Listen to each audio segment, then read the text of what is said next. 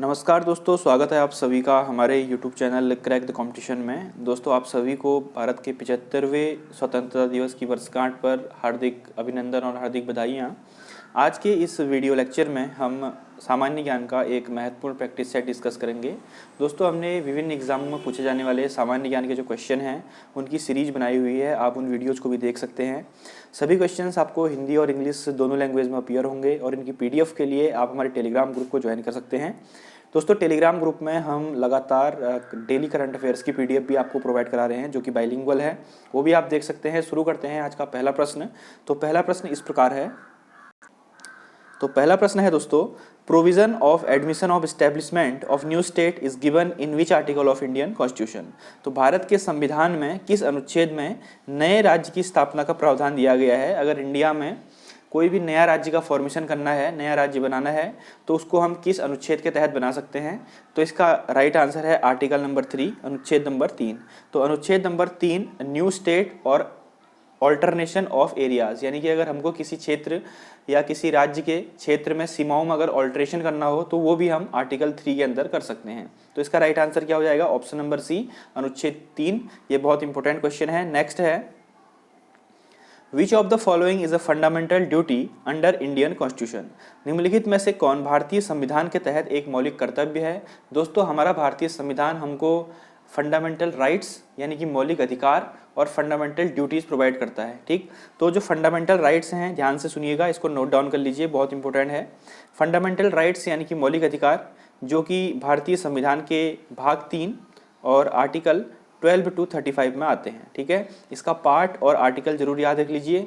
Total 6 fundamental rights हैं। ठीक है, मौलिक अधिकार कितने हैं? 6 फंडामेंटल राइट्स हैं। अब बात करते हैं फंडामेंटल ड्यूटीज़ की, मौलिक कर्तव्य जो यहाँ पर आया हुआ है। तो हमारे भारतीय संविधान में हमको टोटल 11 मौलिक कर्तव्य दिए गए हैं। कितनी फंडामेंटल ड्यूटीज़ हैं? 11। और यह आती है हमारा पार्ट 4 A। इसका पार्ट याद रख लीजिए दोस्तों, पार्ट 4 A और अनुच्छेद यानी कि आर्टिकल 51 A।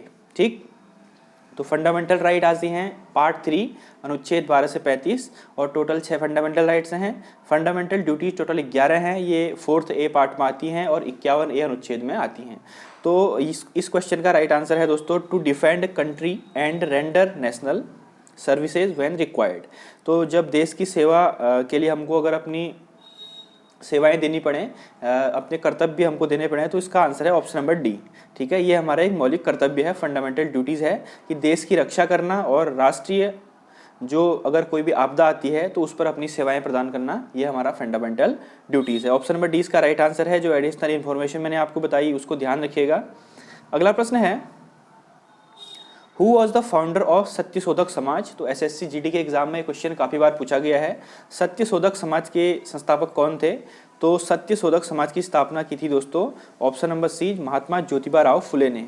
ठीक है, महात्मा ज्योतिबा राव फुले ने सन 1873 में सत्यशोधक समाज की स्थापना की थी, जिससे कि जो गरीब और पिछड़े वर्ग के लोग हैं उनको मुख्य धारा से जोड़ना और सामाजिक चीज़ों में उनका इन्वॉल्वमेंट कराना शामिल था। तो option number C, Satyashodhak Samaj की स्थापना की ज्योतिबा राव फुले जी ने। अगला प्रश्न है, how many national waterways are there in India. Most important question, भारत में कितने नेशनल वाटरवेज यानी कि राष्ट्रीय जल मार्ग हैं। ठीक है दोस्तों, जैसी नेशनल हाईवे होते हैं वैसी नेशनल वाटरवेज भी होते हैं।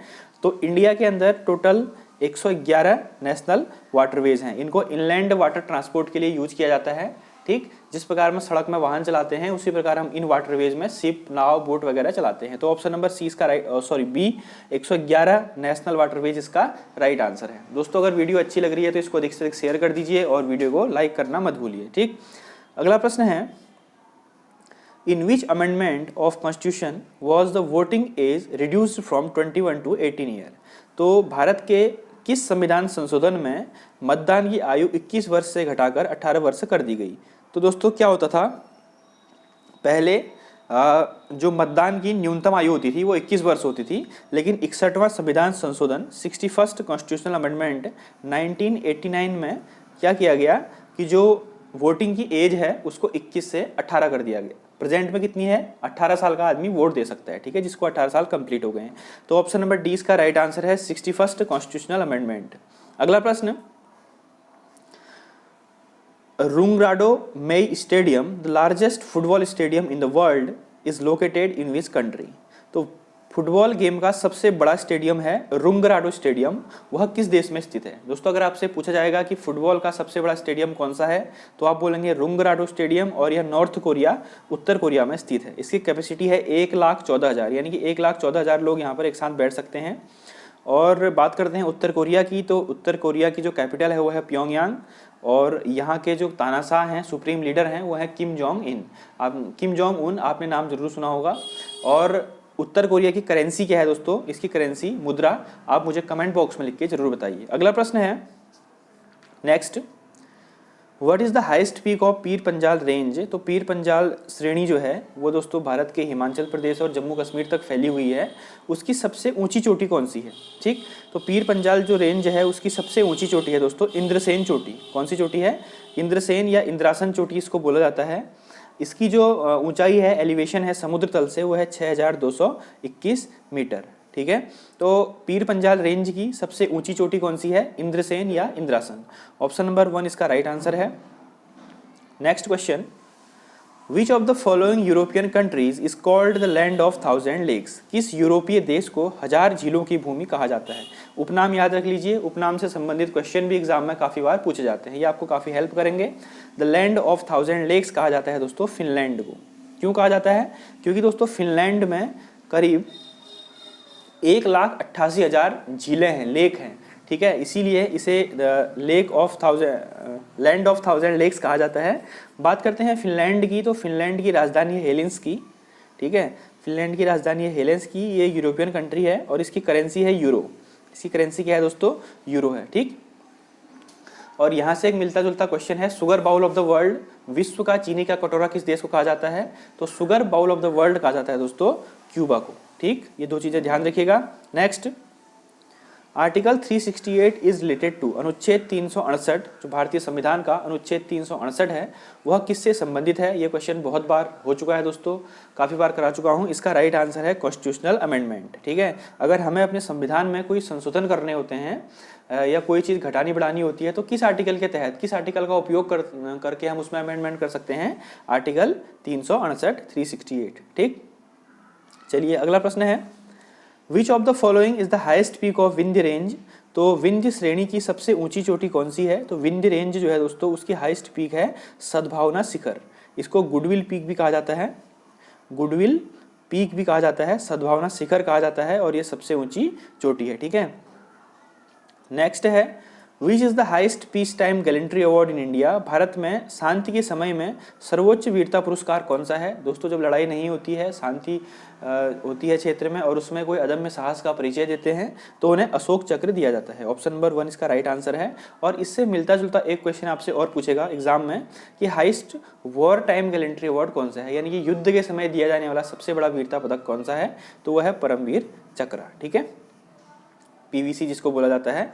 पीस टाइम में अशोक चक्र, वॉर टाइम में परमवीर चक्र, इसको ध्यान रखिएगा। अगला, विच of the following is the national aquatic animal of India. सबसे अलग क्वेश्चन है कि भारत का राष्ट्रीय जलीय जंतु कौन सा है। एक्वेटिक एनिमल, राष्ट्रीय जलीय जंतु। तो दोस्तों रिवर डॉल्फिन, जिसको हम गैंगटिक डॉल्फिन भी कहते हैं, इसको हम कहते हैं गंगा डॉल्फिन या फिर रिवर डॉल्फिन कहा जाता है। यह भारत की नेशनल एक्वेटिक एनिमल है और भारत सरकार इसके संरक्षण के लिए काफ़ी प्रयास कर रही है। तो ऑप्शन नंबर डी इसका राइट आंसर है, रिवर डॉल्फिन या फिर गैंगटिक डॉल्फिन भी आएगा तो उसको आप टिक कर सकते हैं। अगला प्रश्न, which article of the constitution deals with fundamental duties. सबसे पहले क्वेश्चन में आपको, दूसरे क्वेश्चन में आपको बता चुका हूँ कि कौन सा अनुच्छेद मूल कर्तव्य से संबंधित है। तो आर्टिकल नंबर 51A, अनुच्छेद 51A जो है दोस्तों वो फंडामेंटल ड्यूटीज से संबंधित है। टोटल कितनी फंडामेंटल ड्यूटीज हैं, रिवाइज कर लीजिए, 11 फंडामेंटल ड्यूटीज हैं। और कौन से पार्ट में आती हैं संविधान के, भाग 4th A में आती है, ठीक है। तो ये चीज़ ध्यान रखेंगे। अगला प्रश्न, in the Indian constitution the idea of residual powers have been borrowed from which country constitution. तो दोस्तों आपको पता है कि हमारे भारत के संविधान से विभिन्न देशों से विभिन्न चीज़ें बोरो की गई हैं, उधार ली गई हैं या उनसे कॉपी की गई हैं। तो रेसिडुअल पावर्स या जो हमारी शक्तियाँ होती हैं, सेंट्रल स्टेट के बाद जो निहित शक्तियाँ होती हैं, वो हमने कौन से देश के संविधान से ली है। तो हमने कनाडा के संविधान से ली है। ऑप्शन नंबर ए, कनाडाई कॉन्स्टिट्यूशन से हमने रेसिडुअल पावर्स का जो प्रोविज़न है वो लिया है, ठीक है।